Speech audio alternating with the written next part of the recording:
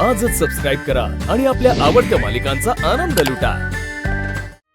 आई अंबाबाई, तुझ्या आशीर्वादानं या घरची सून परत आली.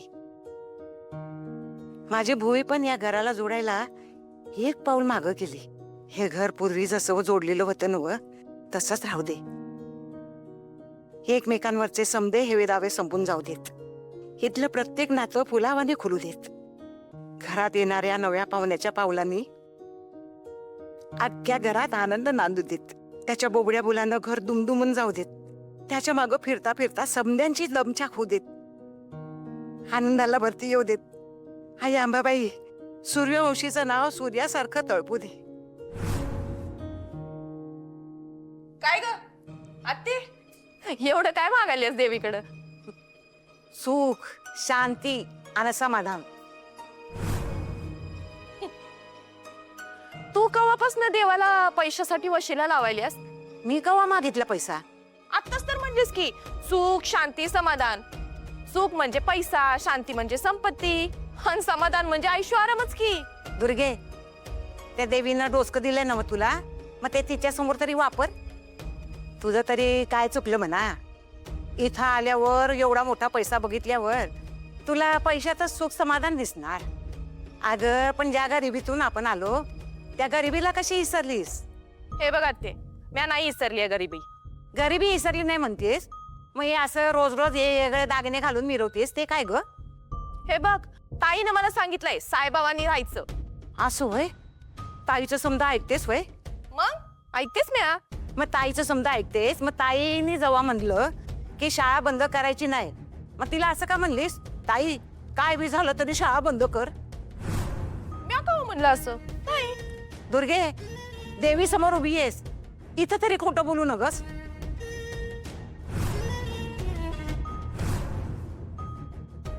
ते तुला कोणी सांगितलं असं? हा, कोणीतरी सांगितलं म्हणजे तू तसं बोललीस का?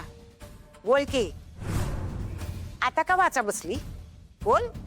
ते म्या माझ्या ताईच्या भल्यासाठी सांगत होते. हा.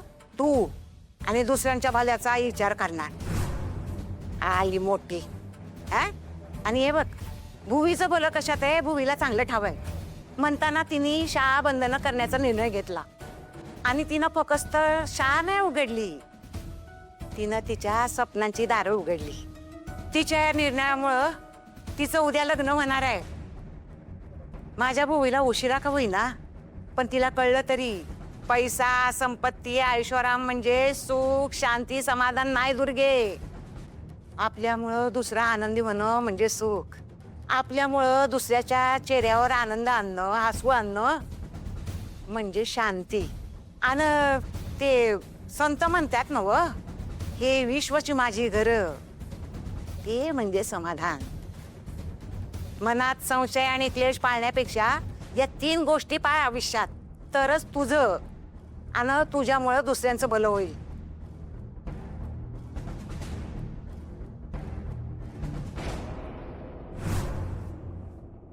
लेण्याद्रिं गिरिजात्मकं सुरवरदं विघ्नेश्वरं ओझरं ग्रामे रांजणं संस्थितं गणपती कुर्यात् सदा मंगलम. शुभ लग्न सावधान. आजी काय छान म्हणत होता मंगलाष्टक. मी काय म्हणते, उद्या रजिस्टरवर सही होताना तुम्हीच म्हणा. अगं तू बी काय? अहो खरंच. हे बघा, लग्न रजिस्टर होत आहे, पण जर तुम्ही गायलात तर थोडस पारंपरिक पण होईल ना. खूप आनंदी असाल ना? वय की. अगं कधी एकदा भुवीच्या डोक्यावर अक्षता पडतात, असं झालं तो बघ. आता भुवीचं स्वप्न पूर्ण झालं ना व, मग मी आता तुमच्या स्वप्नात यायला मोकळी. आजी, तुम्हीच म्हणता ना भरल्या घरात असं बोलू नये म्हणून, मग का बरं आता असं बोलताय? एक गमत सांगू काय? सांगा. अगं भुवीला नसताना का नाही बावलीसाठी मुंडवळ्या करायची, आणि येत नसताना बी काय बाय त्या मंगळाष्टका म्हणायची, आणि नंतर काय म्हणायची माहितीये? शुद्ध लग्न सावधान. त्या तेव्हा शुद्ध लग्न म्हणायच्या म्हणून आता त्यांचं शुद्ध लग्न होत आहे. मनात कुठलेही क्लेश न ठेवता. आजी, मी पण तुम्हाला एक गंमत सांगू. सांग की. एक ना आई असते, हं? गोड आई असते आणि तिला एक गोड मुलगी असते. आणि आईला असं नेहमी वाटत असतं की आपल्या मुलीच्या आयुष्यात नेहमी सगळ्यात चांगल्या गोष्टी घडाव्यात, सगळं चांगलं व्हावं तिचं.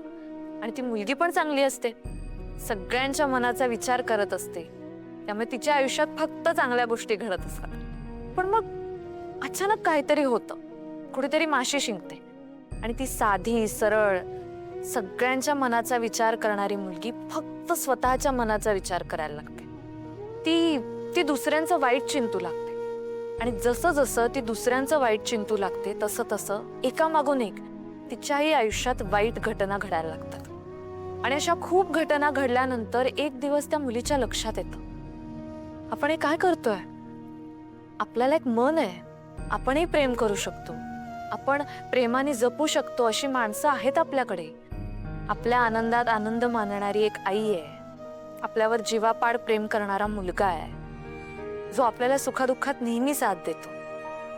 आणि मग ती मुलगी ठरवते की बस, आता माझ्या खऱ्या चेहऱ्यावरचा खोटेपणाचा मुखवटा मी फेकून देणार. आणि ती तो मुखवटा फेकून देते आणि मग तिच्या खऱ्या स्वभावातली निरागसता लोकांना आपलंसं करते.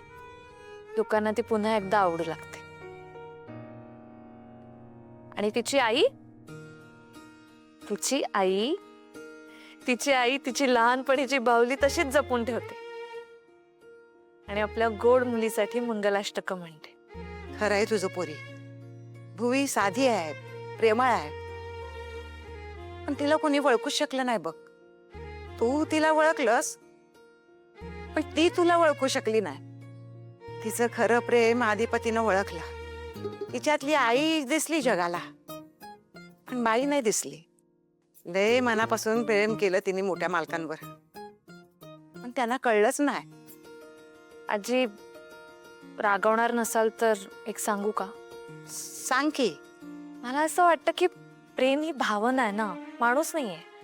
प्रेम कळण्यापेक्षा आपण ज्याच्यावर प्रेम करतो त्याला ते जाणवलं पाहिजे. त्याला जाणवणं सगळ्यात महत्वाचं आहे. आजी, भुवनेश्वरी मॅडमची ना प्रेम दाखवण्याची पद्धत फार चुकली.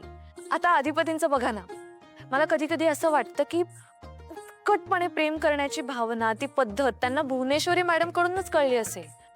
किती छान प्रेम व्यक्त करतात ते.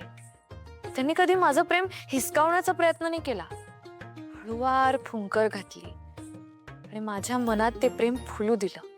पण मॅडमनी काय केलं? मॅडमनी सतत बाबांचं प्रेम बळकवण्याचा प्रयत्न केला. म्हणजे मी तुलना नाही करत आहे हा आजी. हे बघा, मी असं कधी विचारही केला नव्हता की कमी शिकलेल्या माणसाशी मी लग्न करेन, तो माझा नवरा असेल.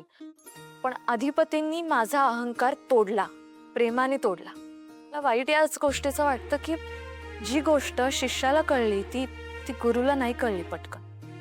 मला माहित होतं आजी की भुवनेश्वरी मॅडम वाईट नाही आहेत स्वभावाने, पण त्यांचा हव्यास, त्यांची पद्धत चुकीची होती. अगदी खरं आहे बघ. पण आता तुला पटले नव, भुवी सुधारली आहे. ती आता तिच्या खऱ्या रूपात आली आहे. हो, आता पटतंय मला. मग एक करशील? बोला ना. भुवीला भुवनेश्वरी मॅडम न म्हणता तिला आई म्हणशील? आजी, मी म्हणे नाही, पण त्यांना आवडलं पाहिजे. का नाही आवडणार? नक्की आवडेल तिला. आईपेक्षा मोठं नातं नाही जगात. आणि भुवीच्या मनात